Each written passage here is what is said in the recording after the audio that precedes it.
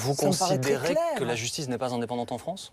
Ah bah, le parquet n'est pas indépendant en France, déjà, monsieur. Enfin, c'est la Cour européenne des droits de l'homme qui le dit. Le parquet est tout à fait dépendant du pouvoir politique, puisqu'il reçoit directement ses ordres du ministère de la Justice. Donc, le parquet n'est pas indépendant. Ça, c'est une évidence et une certitude. Une fois qu'il y a une information Et un judiciaire certain ouverte, nombre ce de sont des juges magistrats instructeurs qui sont et un indépendants. certain nombre de magistrats sont politisés. Ils appartiennent d'ailleurs pour certains au syndicat de la magistrature. Vous savez, le fameux qui avait fait le mur des cons et qui a appelé, comme je le rappelais tout à l'heure, à manifester contre la police, qui en toutes circonstances appelle à voter pour les uns ou contre les autres.